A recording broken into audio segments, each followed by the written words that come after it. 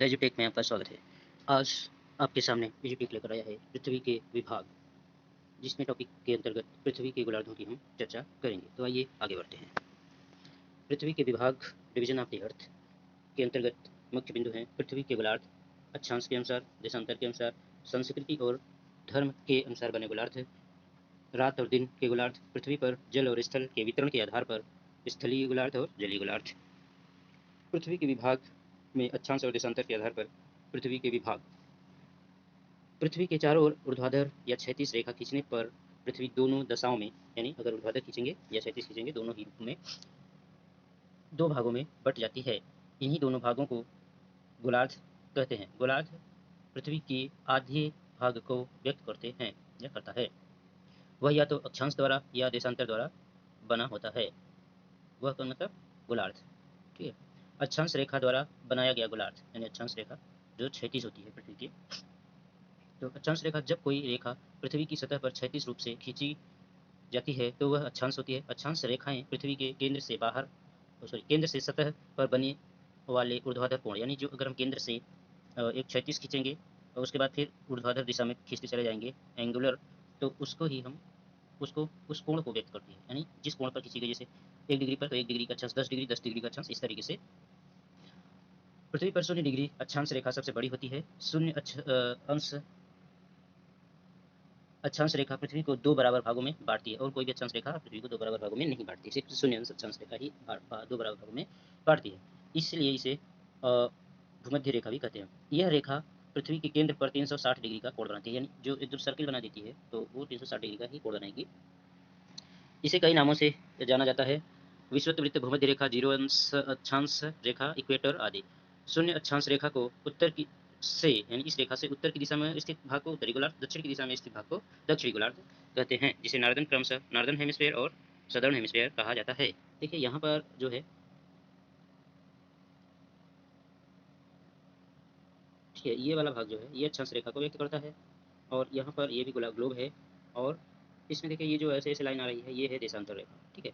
तो ये कैसे खींची जा रही है, क्षैतिज खींची जा रही है, और ये कैसे खींची जा रही है, ऊर्ध्वाधर खींची जा रही है, ठीक। तो इस तरीके से बने हुए भाग को हम क्या कहते हैं, अक्षांश और देशांतर कहते हैं। देशांतर रेखाओं के द्वारा बनाया गया गोलार्ध, जब कोई रेखा पृथ्वी के पर ऊर्ध्वाधर दिशा खींची जाती है, यानी सतह पर ऊर्ध्वाधर उत्तर दक्षिण खींची जाती है, तो वह देशांतर होती है। देशांतर रेखा पृथ्वी के केंद्र पर बनने वाले कोण, पृथ्वी के केंद्र पर बनने वाले कोण को व्यक्त करती है। किसके द्वारा कोण बनाया जाता है, जो 360 डिग्री का कोण बना है उसी कोण पर ही खींची जाती है, एक एक डिग्री पर, 360 डिग्री के एक एक डिग्री पर खींची जाती है। तो किसके द्वारा बनाया गया कोण, कोण बना भूमध्य रेखा के द्वारा, जो 360 डिग्री है, उस पर एक एक डिग्री के कोण को लंबवत दिशा में यह व्यक्त करता है। ये देशांतर, ये रेखाएं भूमध्य रेखा पर लंबवत होती हैं। इसे कई नामों से जाना जाता है: देशांतर रेखाएं, मेरिडियन, मध्याह्न रेखा आदि। 90 डिग्री अक्षांश पर सभी देशांतर रेखाएं मिल जाती हैं, यानी भूमध्य रेखा पर 0 कैसे होती है, लंबवत होती है, एक दूसरे से समान दूरी पर स्थित होती है, और जैसे जैसे इनका अक्षांश बढ़ता जाता है उनके बीच की दूरी कम होती जाती है, और ये लंबवत से कर्व होती चली जाती है, और 90 डिग्री पर जाकर आपस में मिल जाती हैं। लंदन के नजदीक स्थित ग्रीनविच वेधशाला से गुजरने वाले देशांतर को प्रधान देशांतर रेखा कहा जाता है। ग्रीनविच नामक स्थान है, वहाँ पर एक ऑब्जर्वेटरी है, उससे गुजरने वाले जो उसे जो आपका जो होता है ऑब्जर्वेटरी या वेधशाला के बीचों बीच से ये गुजरती है, तो उसे ही क्या बोलते हैं, प्रधान देशांतर रेखा कहा गया। इस देशांतर को 0 अंश देशांतर, ग्रीनविच रेखा भी कहा जाता है, प्रधान मेरिडियन भी कहा जाता है, ठीक है, मध्याह्न भी कहा जाता है। इस ग्रीनविच देशांतर से पूर्व, यानी ग्रीनविच पर अगर हम उत्तर की तरफ मुंह करके खड़े होंगे तो दाहिने हाथ की तरफ पूर्व होगा और बाएं हाथ की तरफ पश्चिम होगा। तो पूरब की तरफ 180 डिग्री तक चलने पर जो भाग बनता है उसे पूर्वी गोलार्ध कहा जाता है, और 180 डिग्री पर उसे 180 देशांतर कहा जाता है। इसे ही अंतर्राष्ट्रीय तिथि रेखा कहते हैं।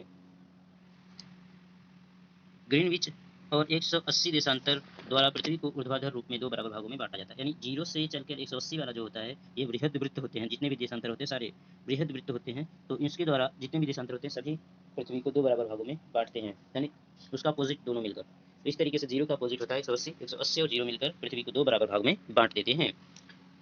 तो प्रधान देशांतर रेखा से पूर्व की तरफ पूर्वी गोलार्ध और पश्चिम की तरफ पश्चिमी गोलार्ध स्थित है। उपनिवेश और साम्राज्यवाद के दौरान में क्या हुआ कि चूंकि विकास अलग अलग हुआ था हर जगह, तो पूरब की ओर जो जनसंख्या थी, सभ्यता पहले थी, कई चीज़ आगे था, और उधर पश्चिम में कम था, और पश्चिम के लोगों के लिए पूरब वाले थे, पुराने सभ्यता के लोग थे, और पूर्व वालों के लिए पश्चिम के लोग नए थे, इसलिए ऐसा शब्द आया कि पूर्वी गोलार्ध को प्राचीन विश्व और पश्चिमी गोलार्ध को न्यू वर्ल्ड यानी नया संसार कहा गया।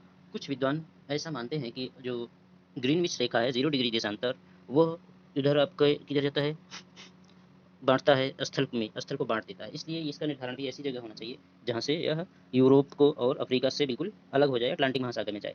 तो इसलिए मानते हैं कि इसका जो निर्धारण होना चाहिए 0 डिग्री, वो आज के 20 डिग्री पश्चिमी देशांतर पर और इसका अपोजिट 160 डिग्री पूर्वी देशांतर को मानना चाहिए।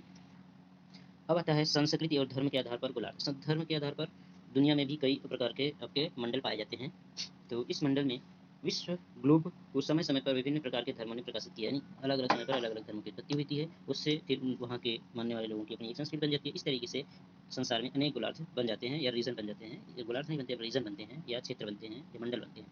तो विद्वानों ने पृथ्वी को इनके आधार पर भी कई विभागों में बांट रखा है। पूर्वी गोलार्ध या पूर्वी विभाग मुख्य रूप से निर्धारित अगर किया जाए तो देखा जाए, इसमें धर्म पर आधारित रीति रिवाज और संस्कृति की प्रधानता, यानी यहाँ पर जो भी काम होता है सारा कुछ धर्म के आधार पर, उसकी मान्यताओं के आधार पर ही होता है। विज्ञान और ज्ञान को सेकेंडरी मान दिया जाता है। इसे पूर्वी धार्मिक गोलार्ध कहा जाता है। इसलिए इस गोलार्ध के प्रमुख धर्म बौद्ध धर्म, हिंदू, कन्फ्यूशियस, ताओ, सिख और जैन हैं। पश्चिमी विभाग में, पश्चिमी जो आपका मंडल है, उसके अंतर्गत धर्म के साथ ही साथ विज्ञान और ज्ञान को भी प्राथमिकता दी जाती है। एक समय था कि वहाँ पर विज्ञान और इसका कोई महत्व ही नहीं दिया गया, तब था वो धार्मिक अंध युग था, अंधा युग था। लेकिन बाद में विज्ञान तरक्की के साथ में अब वहाँ धर्म को कम और विज्ञान को अधिक प्राथमिकता दी जाती है। ऐसे भाग को आधुनिक पश्चिमी गोलार्ध कहते हैं। इसके अंतर्गत जो प्रमुख धर्म है, ईसाई है, जूडिज्म है और इस्लाम है। पृथ्वी पर दिन और रात होता है। दिन और रात जहाँ पर होते हैं, जैसे एकदम सुबह में, अभी अगर हम सुबह की बात करते हैं तो वहाँ भी दिन और रात का एक लाइन को देख सकते हैं, लेकिन क्या है कि ट्विलाइट बनती है, तो इसके भी हम समझ सकते हैं ट्विलाइट है। तो इस जगह ऐसे रात में रात होने से पूर्व भी एक दिन और रात की रेखा बनती है, जहाँ से एक तरफ दिन होता है, दूसरी तरफ रात होती है। तो ऐसी रेखाओं के ऐसे एक साथ जहाँ पर अनुभव किया जाता है दिन और रात का, उसे हम ट्विलाइट बिंदु कहते हैं। तो टर्मिनेटर बिंदु कहते हैं, यानी एक से दूसरे में चेंज हो जाने वाले स्थान। बिना वायुमंडल वाले ग्रहों में, जहाँ पर वायुमंडल नहीं है, यह बिंदु बिल्कुल स्पष्ट होते हैं। क्यों? वायुमंडल के कारण गैसों से प्रकाश क्या होता है, विस्तारित हो जाता है, तो जिसके कारण से कुछ देर तक उजाला बना रहता है। किंतु वायुमंडल की उपस्थिति से ये थोड़ा आभासी होता है। आभासी मतलब स्पष्ट नहीं होता, मुख्य नहीं बनता, बल्कि गोधूली का एक समय आ जाता है। गोधूली के बाद ही हमें दिखाई पड़ता है और प्रकाश विस्तृत होकर अंदर इधर उधर अंधेरे में भी फैलता है, हमें दिखता है। जिन क्षेत्रों में ये टर्मिनेटर बिंदु आभासी होते हैं वे ट्विलाइट जोन कहलाते हैं, यानी जो आभासी वाले हैं उन्हें हम ट्विलाइट जोन कहते हैं।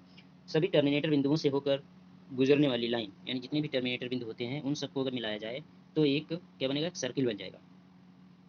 एक लाइन टर्मिनेटर से होकर गुजरेगी तो इसे हम टर्मिनेटर लाइन कहेंगे, और इससे बनने वाले वृत्त को हम टर्मिनेटर सर्किल कहा जाता है। यह लाइन पृथ्वी को कि किसी भी स्थान से एक अहोरात्रि में 2 बार गुजरती है। यानी पृथ्वी का जो स्थान है, अगर हम एक ही तरफ पूरा सर्किल ना बनाएं, एक तरफ बनाएंगे तो एक सुबह के समय होगा, सुबह बीत जाएगी, पूरा शाम फिर शाम आ जाएगा, तो फिर से आ जाएगी वही लाइन। तो इस तरीके से एक ही स्थान पर ये 2 बार होता है, टर्मिनेटर लाइन गुजरती है। एक सुबह के समय गोधूली के साथ, यानी गोधूली ट्विलाइट जोन के कारण तो गोधूली बनती है, और एक सायंकालीन गोधूली के साथ। इस तरीके से ये 2 बार हमारे सामने आती है।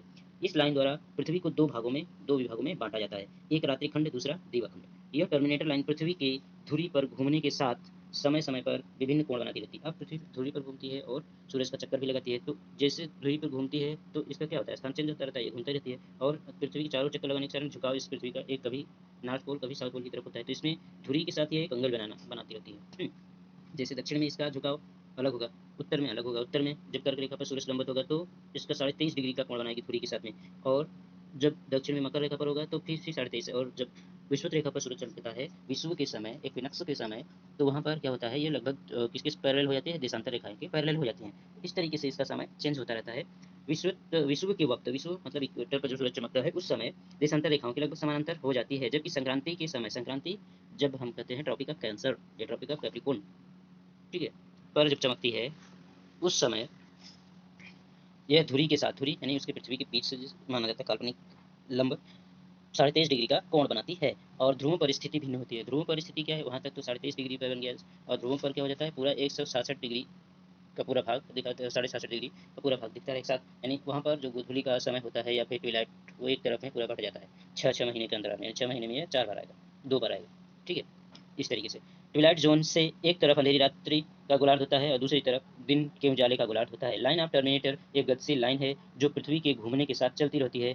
ग्लोब पर किसी भी समय आधे भाग में रात्रि और आधे भाग में दिन होता है। इन्हीं रात दिन को अलग अलग करने वाली गतिशील लाइन को पृथ्वी की टर्मिनेटर लाइन कहते हैं। इससे बने गोलार्ध को टर्मिनेटर गोलार्ध कहा जाता है, जो हर 24 घंटे बाद थोड़े बदलाव के साथ पुनः घटित होता है। 24 घंटे में पृथ्वी एक जगह से दूसरी जगह में काफी अंतर हो जाता है, तो उसमें थोड़ा बदलाव आ जाता है। नेक्स्ट है पृथ्वी की सतह के आधार पर बने गोलार्ध। पृथ्वी की सतह पर देखते हैं कि सब प्रथम दृष्टया एक स्थल भाग है और एक जलीय भाग है। तो ग्लोब पर 71% के आसपास क्या है, जलीय भाग है, और 29% के आसपास आपका स्थलीय भाग है। तो इस तरीके से पृथ्वी के एक जगह पर जहाँ स्थल की अधिकता अधिक है उसे स्थलीय गोलार्ध कहा जाता है, स्थलीय भाग मान लिया जाता है, और जहाँ पर जल वाला क्षेत्रफल अधिक है वहाँ पर जलीय गोलार्ध मान लिया जाता है। तो ऐसे में दो भागों में बांटा जा सकता है पूरे पृथ्वी को। सबसे पहले है जलीय गोलार्ध। जलीय गोलार्ध में पृथ्वी का जल वाला भाग शामिल है, जहाँ पर अधिक मात्रा में जल मौजूद होता है। तो यह पूरे जल का 86% जल धारण करने वाला क्षेत्र होता है, और जल का अधिकतम भाग इसमें शामिल है। इसमें दक्षिण महासागर, हिंद महासागर और दक्षिणी प्रशांत महासागर शामिल होते हैं। जल गोलार्ध पृथ्वी पर पाए जाने वाले संपूर्ण जल का 86% प्रतिनिधित्व करता है। इसमें कुछ स्थलीय भाग है, क्योंकि दक्षिण में भी महाद्वीप है थोड़े थोड़े और द्वीप हैं कई, तो कुछ स्थलीय भाग भी शामिल होते हैं जल गोलार्ध के अंतर्गत, लेकिन ये पूरे स्थलीय भाग का मात्र 5% प्रतिनिधित्व करते हैं। स्थलीय क्षेत्रफल का मात्र 5% दिखाते हैं। इसके अंतर्गत है अटलांटिक महासागर, आपका ऑस्ट्रेलिया, दक्षिण पूर्व एशिया के देश या द्वीप, और इसका जो मौजूदा वो है केंद्र बिंदु है जल गोलार्ध का, वह कहाँ पर स्थित है, प्रशांत महासागर में एक देश है आप जिसे कहते हैं न्यूजीलैंड, उसका एक द्वीप बाउंटी है, उसी बाउंटी में स्थित है। और ग्लोब के आधार पर इसकी स्थिति है 47 डिग्री 13 मिनट दक्षिणी अक्षांश, यानी 47 डिग्री, हम नीचे चलेंगे अक्षांश रेखा से, 47 डिग्री 13 मिनट, और अक्षांश रेखा पर इसकी स्थिति है 178 डिग्री 28 मिनट पूर्वी देशांतर पर, जहाँ ये दोनों रेखाएं मिलती हैं वही उसका केंद्र बिंदु है। अब पृथ्वी का स्थलीय गोलार्ध। पृथ्वी के स्थलीय गोलार्ध में इस ग्रह की अधिकांश भूमि भाग शामिल है, यानी अब जल भाग हो गया और फिर स्थलीय भाग, जहाँ पर अधिकांश स्थलीय भाग होते हैं। इसके अंतर्गत यूरोप, अफ्रीका, उत्तरी अमेरिका पूरी तरीके से शामिल होते हैं, यानी यह सीधे सीधे स्थलीय गोलार्ध में स्थित होते हैं। जबकि एशिया का तथा दक्षिण अमेरिका के अधिकांश भाग शामिल होते हैं। अधिकांश भाग कहने का मतलब कुछ भाग इसमें चला जाता है, जलीय भाग में चला जाता है, जैसे दक्षिण पूर्व एशिया का, और जो वहाँ पर चला दक्षिण अमेरिका का जो आपका दक्षिण चिली और टिएरा डेल फ्यूगा, ठीक है, फ्यूगो, ये वाला भाग क्या होता है, इसमें शामिल हो जाता है दक्षिणी जलीय भाग में। ठीक, तो अधिकांश भूमि शामिल होती है। इसके बावजूद भी यहाँ पर जल राशि यानी जलीय क्षेत्र का अधिक विस्तार है, जो स्थलीय क्षेत्र से भी अधिक है।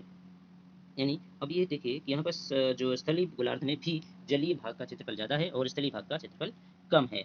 तो इस पृथ्वी के इस गोलार्ध का जो केंद्र बिंदु है वह क्या है, जलीय गोलार्ध के केंद्र बिंदु का प्रतिध्रुव होगा। ठीक है, तो यह जो स्थित है 47 डिग्री 13 मिनट उत्तरी गोलार्ध, यानी जो सेम है दक्षिण में 47 डिग्री 13 मिनट दक्षिणी गोलार्ध, तो दक्षिणी अक्षांश उसी तरीके से 47 डिग्री 13 मिनट उत्तरी गोलार्ध में, और उसका अपोजिट जो है 178 और 28 मिनट का अपोजिट होगा 32 मिनट और 1 डिग्री, 32 78 32 और ये मिलकर के हो जाएगी 1 मिनट 1 डिग्री, दोनों मिलकर तो हो गया 80 ना, हो जाएगा ना, 78 79 हो गया, और 1 डिग्री ये 180। तो इस तरीके से 1 डिग्री 32 मिनट पश्चिमी देशांतर पर स्थित हो जाता है। तो आज के लिए इतना ही। तो एजुटेक से जुड़े रहिए, और आज के लिए धन्यवाद।